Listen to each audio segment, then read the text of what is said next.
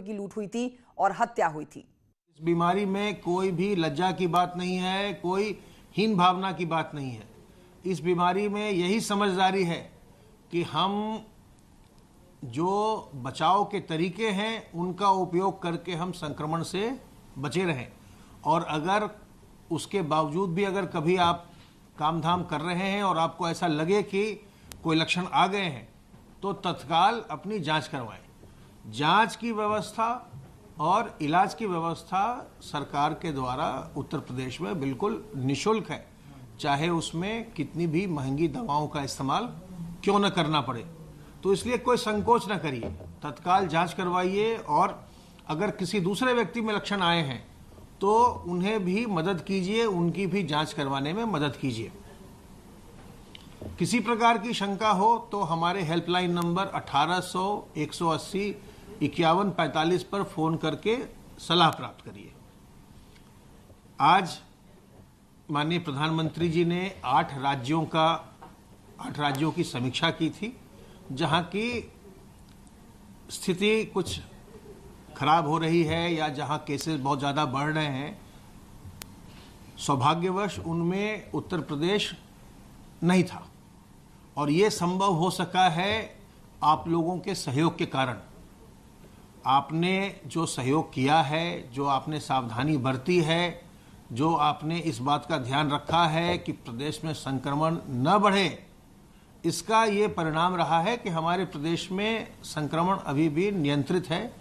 जबकि हम देख रहे हैं कि दुनिया के कई देशों में बहुत तेज उछाल आ रहा है और देश के भी कुछ प्रांतों में उछाल आ रहा है।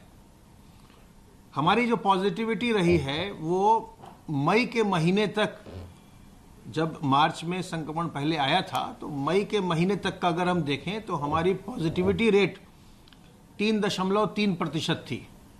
जून में हमारी पॉजिटिविटी रेट 4% थी। जुलाई में ये बढ़कर के 4.2% हो गई। अगस्त में हमारी पॉजिटिविटी रेट बढ़कर के 4.6% हुई। फिर सितंबर में हमारी पॉजिटिविटी रेट घटकर के 4% हुई। अक्टूबर में हमारी पॉजिटिविटी रेट 1.9% रही है और नवंबर के महीने में अभी तक अर्थात 23 नवंबर तक हमारी पॉजिटिविटी रेट 1.6% है।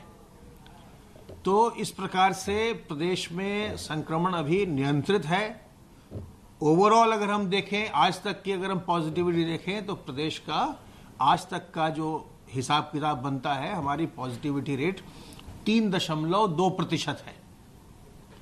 तो ये संभव हो सका है लोगों के सावधान रहने से, सतर्क रहने से, लोगों के द्वारा जो इसके कोविड के अनुरूप व्यवहार है, जिसमें कि अपने हाथ को साबुन पानी से बार बार साफ करते रहना, अपने मुंह और नाक को सार्वजनिक स्थलों पर ढककर रखना, मास्क से हम ढकें, रुमाल से ढकें, गमछे से ढकें, दुपट्टे से ढकें, अपने मुंह और नाक को ढककर रखना और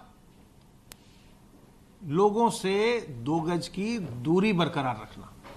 विशेष करके इस बात का ध्यान रखिए कि अभी जो शादी विवाह का समय आ रहा है और बहुत सारी शादियां होंगी, इसमें जो संख्या है उसको राज्य सरकार के द्वारा सीमित कर दिया गया है। कितने लोग उसमें भाग लेंगे, अगर बंद कमरा है, हॉल है, तो उसमें 100 से ज़्यादा भाग नहीं लेंगे एक समय में, और अगर खुला मैदान है तो उसकी जो कैपेसिटी है उसके 40% से अधिक लोग नहीं हो सकते।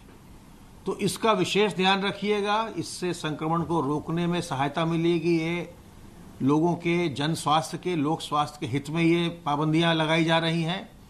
और आपसे मेरा ये विशेष अनुरोध है कि अपने बुजुर्गों को इन वैवाहिक समारोहों में लेकर मत जाइएगा।